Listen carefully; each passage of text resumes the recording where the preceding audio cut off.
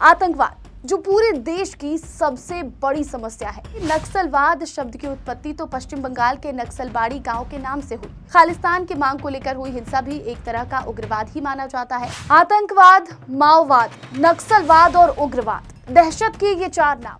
आतंकवाद, माओवाद, नक्सलवाद और उग्रवाद, दहशत के ये चार नाम फिर भी अलग अलग कैसे हैं? आज इसी बारे में हम विस्तार से चर्चा करेंगे। नमस्कार, मैं हूं आपके साथ प्रतिज्ञा ठाकुर और आप देख रहे हैं विस्तार डिजिटल। आपने बीते दिनों आतंकवाद और नक्सलवाद के बारे में खूब सुना होगा। आतंकवाद जो पूरे देश की सबसे बड़ी समस्या है, तो वहीं नक्सलवाद कुछ राज्यों की समस्या है। जबकि माओवाद ये शब्द अब ज्यादा सुनने में नहीं आता, लेकिन एक समय था जब ये आतंकवाद और नक्सलवाद से भी ज्यादा हावी था। जबकि किसी भी तरह की हिंसा को उग्रवाद की श्रेणी में रखा जाता है, इसे उग्रवाद कहा जाता है। इन चारों से दहशत जरूर फैलता है, लेकिन इन सबका मकसद एक दूसरे से बिल्कुल अलग है। तो क्या है सबका मकसद? आपको विस्तार से जानकारी देंगे। सबसे पहले बात होगी आतंकवाद की। आतंकवाद केवल दहशत फैलाने का एक जरिया है।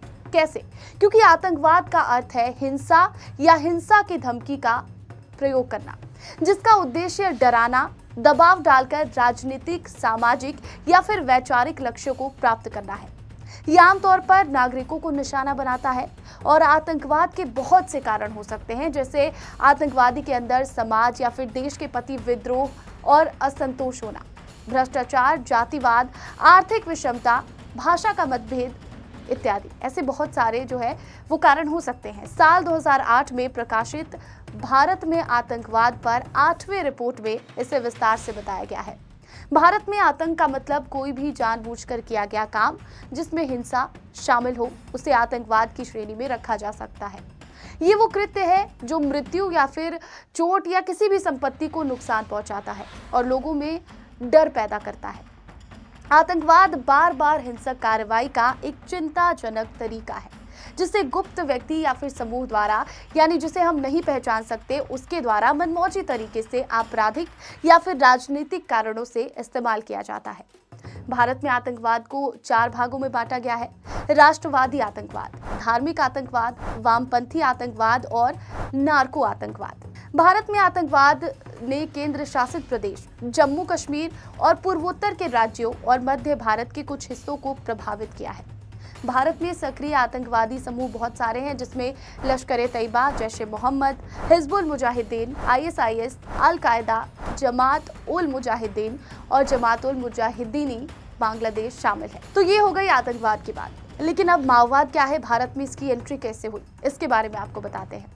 देखिए, माओवाद का जन्म विदेशी राजनीतिक विचारधारा से जुड़ा है। साल 1962 में चीन से युद्ध के बाद भारत में माओवादी विचारधारा की शुरुआत हुई। दरअसल माओ एक चीनी क्रांतिकारी, राजनीतिक विचारक और साम्यवादी दल के सबसे बड़े नेता थे। मार्क्सवाद और लेनिनवाद विचारधारा को सैनिक रणनीति से जोड़कर उन्होंने जिस सिद्धांत को बनाया, उसे ही माओवाद नाम दिया गया। भारत में वामपंथी आंदोलन सोवियत संघ से प्रभावित था और मॉस्को की विचारधारा को ये मानते थे। भारत में माओवाद मुख्य रूप से मध्य भारत के वन क्षेत्रों में फैला, जो जंगली इलाका था, जिसमें छत्तीसगढ़, बिहार, झारखंड, महाराष्ट्र और उड़ीसा राज्य शामिल थे। सरकारों ने इसे खत्म करने की बहुत कोशिश की, कई अभियान चलाए गए, लेकिन माओवादी विचारधारा का असर आज भी हमें देखने को मिल ही जाता है।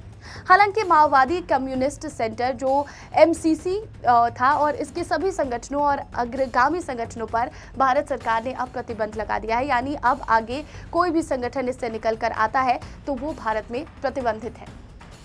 नक्सलवाद की वजह जो है वो माओवादी विचारधारा ही है। कैसे? क्योंकि नक्सलवाद शब्द की उत्पत्ति तो पश्चिम बंगाल के नक्सलबाड़ी गांव के नाम से हुई, जहां 1967 में किसानों का विद्रोह हुआ था और इसीलिए इस आंदोलन को नक्सलवाद नाम दिया गया। इसमें शामिल लोगों को नक्सल या फिर नक्सली कहा जाता है। तो नक्सलवाद नक्सलियों की साम्यवादी विचारधारा है, जो भारत के राजनीतिक विद्रोहियों का एक समूह है, एक ग्रुप है। ये माओवादी राजनीतिक भावना को विचारधारा से प्रभावित है। दरअसल माओवाद से प्रेरित होकर चारू मजुमदार ने ऐतिहासिक 8 दस्तावेज लिखे, जो नक्सलवाद का आधार बने। मजुमदार, कानू सान्याल और जंगल संथाल ने भारतीय कम्युनिस्ट पार्टी मार्क्सवादी का एक गुट बनाया, एक ग्रुप बनाया। जिसने एक दीर्घकालिक जनयुद्ध का आह्वान किया और विद्रोह के बाद सान्याल ने भारतीय कम्युनिस्ट पार्टी यानी कि मार्क्सवादी और लेनिनवादी की स्थापना की। मजूमदार का लेखन शहरी इलाकों में काफी ज्यादा लोकप्रिय हुआ। जैसे ही कलकत्ता में छात्र नक्सली आंदोलन में शामिल होने लगे तो मजूमदार ने विचारधारा का फोकस ग्रामीण इलाकों से बाहर कर दिया और फिर नतीजा इसका ये हुआ कि नक्सली माओवादी विचारधारा का समर्थन करने वाले विभिन्न जो अलग अलग समूह थे उसमें बंट गए। यूं तो भारत में नक्सलवाद की शुरुआत पश्चिम बंगाल से हुई थी, लेकिन बाद में कई अन्य राज्यों में भी फैल गया, जिसमें प्रमुख नक्सलवाद से प्रभावित राज्यों की अगर बात कर ले तो आंध्र प्रदेश, मध्य प्रदेश, ओडिशा, छत्तीसगढ़, झारखंड और तेलंगाना शामिल है और आज भी इन इलाकों में नक्सली देखने को मिल जाते हैं। लेकिन अब बात उग्रवाद की करेंगे। जो हिंसा का सहारा लेते हैं उन्हें उग्रवादी कहते हैं। उग्रवाद का अर्थ ही होता है चरम होने की गुणवत्ता या फिर चरम उपायों या फिर विचारों की वकालत करना। इस शब्द का इस्तेमाल मुख्य रूप से राजनीतिक या फिर धार्मिक अर्थ में एक विचारधारा को दर्शाने के लिए किया गया है, जिसे समाज के मुख्य धारा के दृष्टिकोण से अलग माना जाता है। उग्रवाद का सीधा सीधा अर्थ है अपने लक्ष्य को हासिल करने के लिए हिंसा का सहारा लेना। नक्सलवाद, माओवाद ये सभी इसी के उदाहरण माने जाते हैं और भारत में जितने भी चरमपंथी संगठन हैं जो अपनी मांगों की पूर्ति के लिए हिंसा का सहारा लेते हैं वो उग्रवादी कहलाते हैं। खालिस्तान की मांग को लेकर हुई हिंसा भी एक तरह का उग्रवाद ही माना जाता है और उग्रवाद किसी भी विचारधारा से प्रेरित हो सकता है। भारत के कई पूर्वोत्तर राज्यों में जो सशस्त्र संघर्ष चल रहा है वो भी उग्रवाद ही कहलाता है, जिसमें अलगाववाद, जिहादवाद और ईसाई राष्ट्रवाद सहित विभिन्न राजनीतिक विचारधाराओं वाले कई उग्रवादी समूह शामिल हैं। हालांकि भारत में कई उग्रवादी संगठनों को सरकार ने आतंकवादी संगठन घोषित कर दिया है। अब सवाल है कि जब सबसे दहशत फैलता है तो फिर ये सारे अलग कैसे हैं? आतंकवाद, माओवाद, नक्सलवाद और उग्रवाद में आखिर सबसे बड़ा अंतर क्या है? तो देखिए, नक्सलवाद और माओवाद दोनों ही आंदोलन पर आधारित है, लेकिन दोनों में फर्क यह है कि नक्सलवाद विकास के अभाव और गरीबी का नतीजा है, जबकि माओवाद राजनीतिक विचारधारा से प्रभावित है।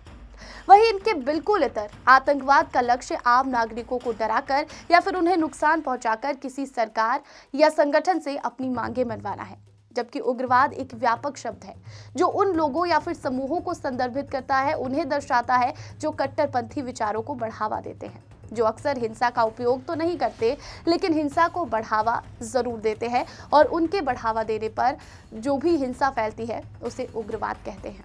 तो उम्मीद है कि आपको आज आतंकवाद, माओवाद, नक्सलवाद और उग्रवाद के बीच का ये फर्क साफ तौर पर समझ आ गया होगा। और इस वीडियो पर आपकी क्या राय है कमेंट करके जरूर बताइएगा। इसे लाइक करना, शेयर करना बिल्कुल ना भूलें और ऐसे ही और वीडियोस के लिए विस्तार डिजिटल को फॉलो जरूर कर लीजिए।